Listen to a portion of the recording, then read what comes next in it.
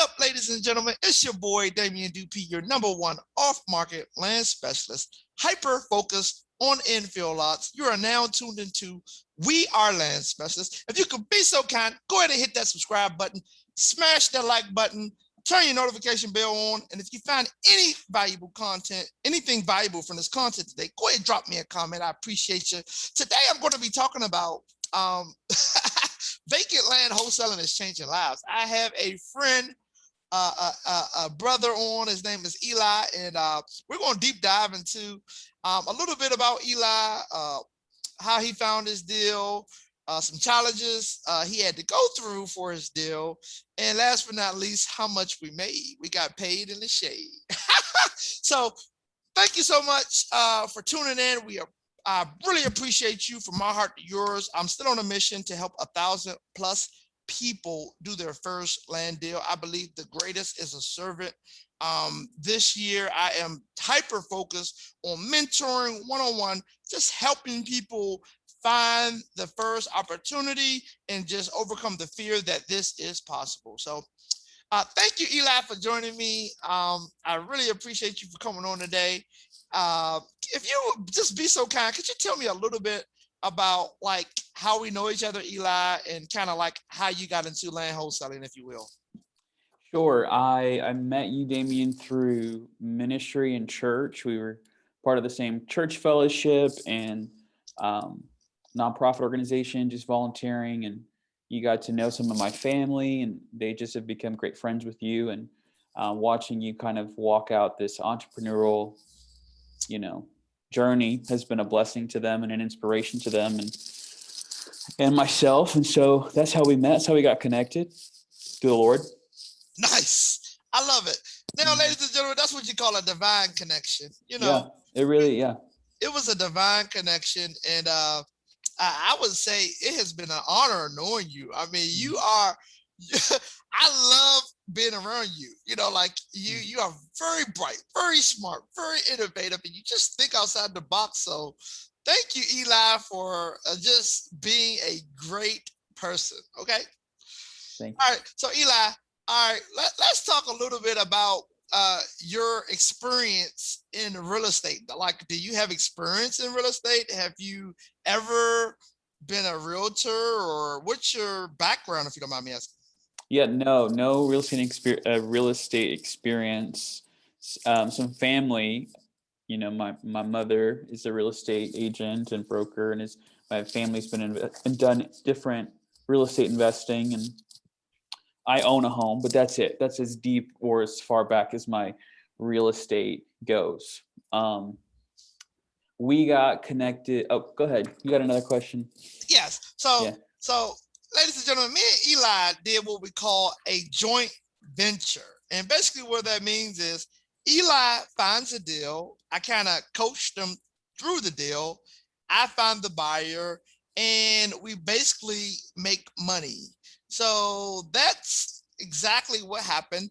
Eli, tell us a little bit about the deal. Like, how did you find the deal? And tell me about how we structured the deal, if you can. Sure. So I actually I was skeptical. I didn't quite understand the wholesaling process. But I was helping a partner of mine. Yeah, I was actually partnering with my dad. My dad was interested in wholesaling and had gotten to know Damien a lot better than I had, but just in getting to know him and hearing kind of how his business works, he was interested in learning. And Damien was interested in teaching. So I thought, well, I will help you learn and navigate kind of the technology side of things and quickly onboard whatever you want to learn and apply in this process. I'd help you. So that's what I thought I'd do with my dad. So we started learning. We watched Damien's free course that goes through sort of the county GIS system. It goes through the key tools he uses. We learned also about the direct mail. We learned all about the direct mail marketing to people, implemented different tools, and but we actually got this deal by hunting. That's what we did. We hunted for a few weeks actually, and I think the hardest hurdle was calling people, getting comfortable with kind of calling people and seeing if they're interested, or if you can be of value to them and buying their property, because what we focused on is off-market properties, right? So you're not trying to convince somebody to do something they don't want to do, but getting over the fear of rejection or not knowing what you're talking about or not feeling or believing what it is you're trying to do. But I was on the GIS system. I was on a tax delinquent list from a tax foreclosure by one of the attorneys that are overseeing the foreclosure process. I didn't understand any of this either. My knowledge or understanding of grasping of the situation has been developed over the course of doing the actual deal. But I found a property. It was a vacant lot. It was tax delinquent. I looked up the owners. They don't have a residence in the state. They were out of state owners. There was 2 family members that owned the lot. I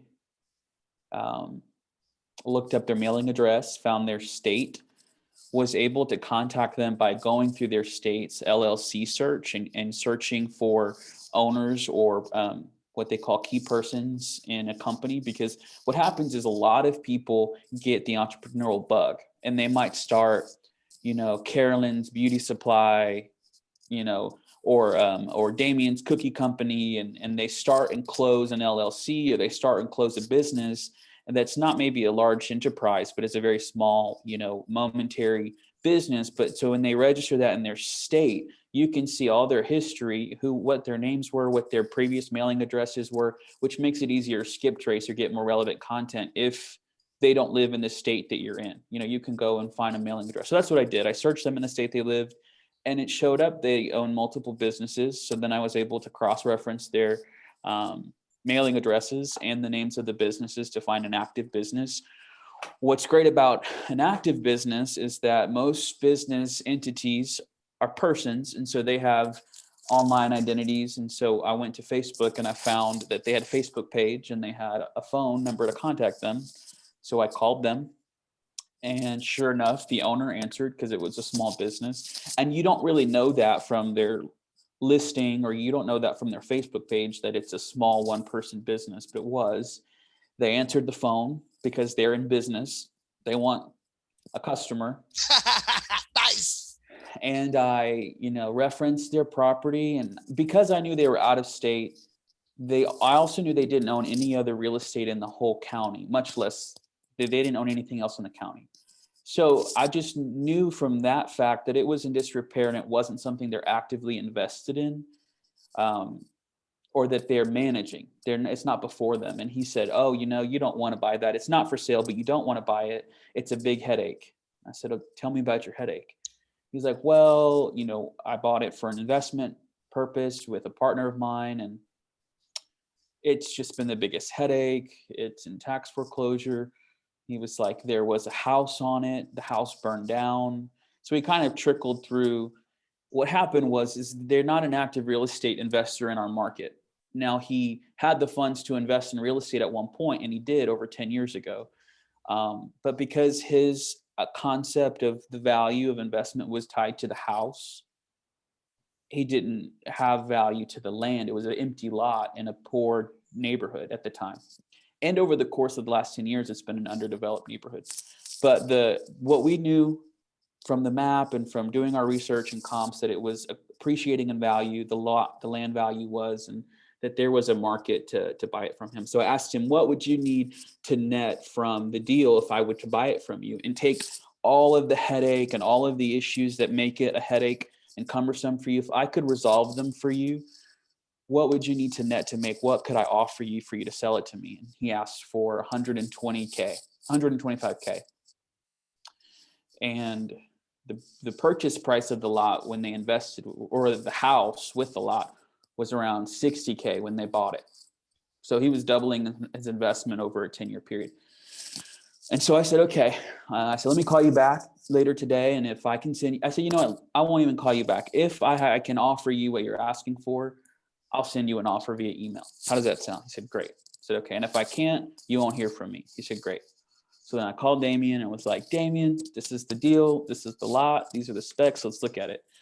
So Damien looked at it and was able to deduce that it was curb cut. That means it had a driveway. And he was able to deduce that there was water taps and city taps on it. So that adds to the value, the marketable value to developers, because it reduces the cost of them having to put money into it. It also was a cleared lot, and it was leveled. And we know it was cleared and leveled because there was a previous structure built on it. So all of that doesn't have to be done. So it's very kind of out of the box buildable to a developer. And it was in a really up and coming neighborhood here in Charlotte. So we knew there was a lot of interest, and Damien had actually sold a few lots in the neighborhood already. So he had a few buyers. So within 30 minutes, we knew a comp, we knew what we could offer it for. And so Damien shopped it to about, I don't know, Damien, what, 5 people, 4 people? 5 people, yep. Within 30 minutes, we had a buyer. Right. Within 45 minutes, we had a buyer. And the spread at that point, you want me to give numbers, right? Yes, sir. Okay. The spread at that point was $100,000 between what we were going to purchase it for and what we could sell it for to a developer that then would finance a build on the lot. And then eventually he would develop and build a spec home and then sell that spec home to an end buyer, a retail home buyer. So that's a big number. What we all agreed on was it was a unicorn. It was great because we were providing value. Not only was it a headache, there were so many more other details that we wouldn't learn for a few weeks or months, but the numbers worked. And if we could close the deal and we could get the seller and the buyers through the finish line, that there was definitely significant profit to be made. Nice. That's brilliant, Eli. You broke that down so smooth. And that deal was a great deal. I mean, it was great. We sold it fast. But when we pulled title, Eli, we ran into just a little bit of challenges, if you will. I don't want you to go too deep into it, but kind of, if you can summarize the challenge and how we solved it, that would be great. Yeah, I think it was a learning experience to become an expert and really to learn as much as I could about every step in the process. Because what seemed to happen was there would be a fire and I didn't know that was flammable. I didn't know that there could be an issue. For example, we went to close and we, in our contract, intended to close within 30 days or less than, I think we said 20, we'll close it in 20 days because, our end buyer, we assumed was going to be a cash purchase. What we didn't know that it would be financed and they would take out a loan to develop and buy the land. And so they had to go through an underwriting process. What we also didn't know was that our title wasn't going to come back clean. But we went through a few preliminary questions with the seller, but what we didn't realize was that the title wasn't, and that whole process too, we learned a lot. Like the title company there's human error that can happen, right? And that can delay things. But just being diligent enough and doing your own research, and what we determined was we got back a few hits on the title, that liens on the title that weren't clear. One was a mortgage lien and one was a business loan mortgage lien. The owners used it to finance a business loan. And so then I went to work learning about, how to request a payoff or how to request a lien release and what the title company needed. And and every title company is different, and the work that they're going to do to resolve and clear title is very different. And as a wholesaler, it would be different if I was selling, maybe Damien, you can even chime into this, but it was different to navigate depending on the title company you work with. And if they are investor friendly and wholesaler friendly, they would be able to help guide you through that process. But if it's not, and it's not something that they're actively in, they don't quite know how to service you well as a customer and making sure you have all the information needed to get that title clear. Specifically, if you have to go through lenders or. So what was unique was we pursued an individual who was a previous business partner, and we had to have him release the lien on the property, which was, it took some time, like getting down to those specifics and finding out that there was not that the debt had been passed around. So that took a lot of phone calls and asking questions, and I mean, days of phone calls. One day I spent, I think, 12, maybe 8 hours in one day with many people talking to a lender, only to find out that they had no longer held the rights to the debt, that it had been assigned or sold to another outside person or entity from their company. But when the title report came back, it showed this one entity is owning the debt and they were responsible for releasing the lien. But in reality, it was another person that didn't come back on that title search. So there was a lot of there wasn't a lot, but those few missed steps or missing details delayed closing and prompted us, if we didn't have either the know-how or the initiative to ask all of those questions and keep digging, it would have been, our contracts would have expired and we wouldn't have been able to produce a lot, and we wouldn't have been able to produce a buyer. We had to start all over. So that was interesting. Nice. Stressful. Yeah. So I must say, ladies and gentlemen, Eli did all the legwork on this deal. I'll be completely honest, ladies and gentlemen.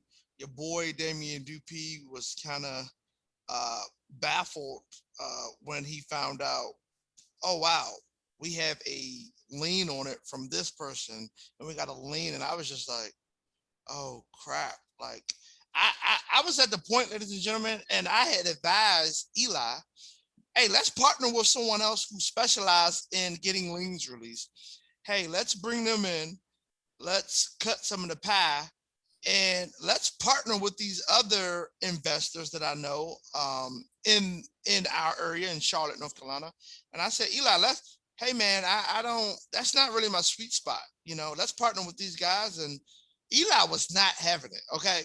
Eli was like, we're not partnering with no one, and I'm going to clear this title.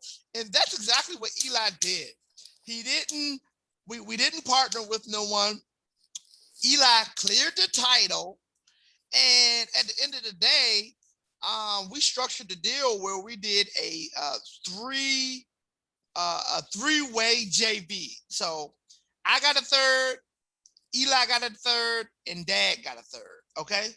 I'll be honest, ladies and gentlemen, Eli bust his butt for his third. I mean, he was like adamant, following up, reaching out to people. So that goes to show you, ladies and gentlemen, all deals are not created equal. You will run up on some deals where there's some stuff, it's just, you have to put in the work, you have to do your research, and hold hands. Yeah. You got to hold hands, you have to follow up, and you have to be patient at the end of the day. And we did very great, in my opinion, because the deal that Eli found, I really believe it was the favor of God that gave him this deal, because the assignment fee is not a normal assignment fee, ladies and gentlemen. Hear me out. Like, I don't do deals with that much money. A lot of my deals, ladies and gentlemen, are smaller deals. Sometimes my assignment could be $7,000, $12,000, $5,000, $3,500, but it's never like, what we, the assignment we made after we paid everyone off. And Eli, if you don't mind sharing, like, how much did we walk away with a piece? Sure. I want to just clarify, the market value of the lot was sold at not a premium. There were lots in that neighborhood from other sellers and landowners that sold to builders for what we sold, that 220 mark. There were several lots. That was the market rate or value of that lot. And these sellers, it really was a headache. I mean, what was going to happen is he wasn't even going to sell. It was going to get foreclosed on. It would have been sold at auction at an extreme discount, not at market value, but at a number that could have just covered all of its back taxes and the attorney fees. So the fact that we were able to pay them $125,000 for what has been a migraine and a headache for a decade for them was really great. We really felt excited about being able to add value both to the seller and then being able to provide inventory to a developer where there was none, and it was a very competitive neighborhood, very competitive market. What was on the house was both of those liens. We didn't have to request payoffs, right? Payoffs would be them saying, okay, pay us what you owe us, which is a blessing, because had they needed a payoff, either one, it could have killed the deal where there wasn't enough in the spread to pay that off, since the sellers wanted to net a certain number. So at that point, we would have had to go back and renegotiate, even if there was enough. And if there wasn't enough, then it would have been a dead deal. It would have been foreclosed on, and then, but because we only needed releases and both lenders agreed to release the property without payoffs, it was a good day. But there was, I think, like a $14,000 city lien. Mm-hmm. Then there was like $10,000 in back taxes, which is a lot for a lot. They hadn't paid no taxes on it in 10 years. That's a lot of back taxes. And then so the city liens was like $14,000, and the county taxes were something like, I think the county and city taxes combined were like $10,000. And then there was a $6,000 attorney fee to redeem the property because it had been assigned, and in Mecklenburg County or North Carolina, I don't know how it works, but it gets assigned to a law firm to manage the proceedings of the foreclosure, and eventually the auction, when it comes to their schedule, they'll auction it and they will get their money then because they handle that whole transaction. And so to get it early, you redeem it from them by paying that fee. And so we had to factor that in. We had to factor the closing costs, with our title company. We had to factor in some costs with the just people we partnered with to move the deal along. And so, yeah, those were the numbers. I think after all of our expenses, we were around 72, 73K, I think, is something. And then we split that 3 ways. It's amazing. Wow.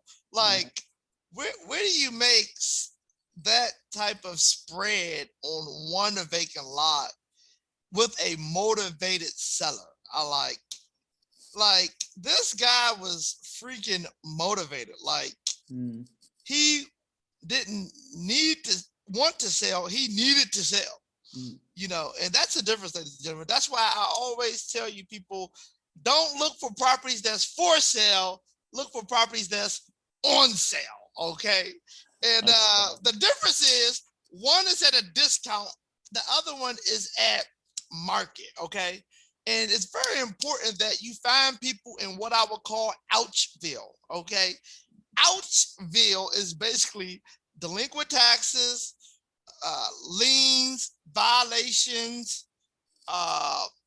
or anything, judgments against them personally. You just have to be very, very mindful that you have to factor all those costs in and make sure the spread is enough so you will make money. Okay. So again, ladies and gentlemen, this has been great interviewing Eli. I hope you was able to take something away from it. I hope you was able to learn something different, and I hope you was able to really, really just see the power of persistence and what a divine connection will do if you believe. Okay, I had no clue. I had no clue that I would be partnered with my friend's son in doing a deal that'll make me $20-something thousand. Okay. It hit my bank account. It was what we call a wire. Let me explain to you what a wire is. Okay. A wire is an electronic transfer that hits your account once the attorney releases it. It hit my account, and I called Eli up. I was like, "Oh, I got my money." Eli said, "I don't got my money." I was like, "Well, we need to get you your money." Then Eli got his money, and it was a beautiful day, ladies and gentlemen. And I mean, I got blessed. Eli was blessed.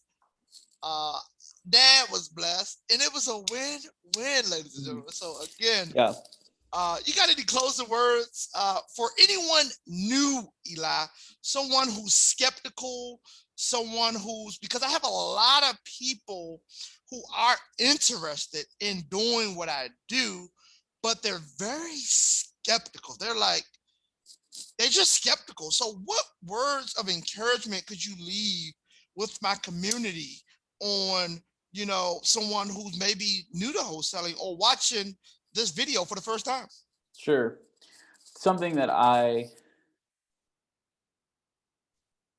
found, I think, early, both in life and then in the context of this experience, is that people really do like to not know. You talk to your title company, and, oh, I don't know that. I don't know that. You talk to your real estate broker, and they don't know. You talk to people, your experts, and people don't know, and they like not knowing, and it feels like it absolves them from the responsibility to make things happen, right? And if you're really considering this as a part-time, investment opportunity, or even a full-time business venture, I think it's the responsibility of yourself to know, to learn as much as you can, to find out when you don't know. And I think that is kind of what happened. We kept running into inroads and roadblocks and detours, and people didn't know how to fix or how to solve or how to move it forward. And we had one option, and that was to make it work. The other option wasn't an option. So I think it was favor. I really do think it was the favor of God. I think it was timing, and then it was being like, we had to extend closing. It took 60 days to close what was supposed to be a 20-day transaction, from closing to the recording going down, the county recording, to multiple failed notary attempts to get certain individuals. I had to organize notaries in other states across the country on different coasts to attempt a notary 3 times over the course of 3 days. And it just was a lot of that kind of management. And at any point, had we just been discouraged enough to give up or to say, oh, it can't happen, it wouldn't have happened. So I think being persistent and learning, becoming an expert, really learning as much as you can. Not that we became an expert or that I became an expert, but not being afraid to get answers to questions that others can't easily answer. It doesn't have to be easy. Hard's not bad. Hard's just hard. Nice. Yeah. Nice. Well, thank you, Eli. You are brilliant. You're a gentleman and a scholar. Thank I you. want to thank you for using your precious time to come on here today and allow me to interview you, and just being able to share just some insight, just basically just share with our community kind of what you learned. And it was a beautiful day. It's still a beautiful day. We're alive, we're breathing, we're smiling. And I just want to thank you from the bottom of my heart. Maybe not the bottom, but from my heart. I want to thank you from the top.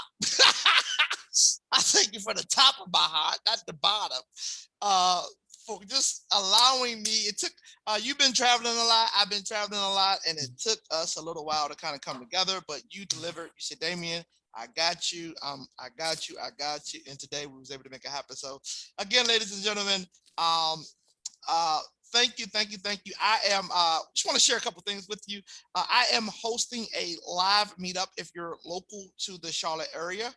Once a month, I'll be hosting a live meetup on Moorhead Street at the Venture X building.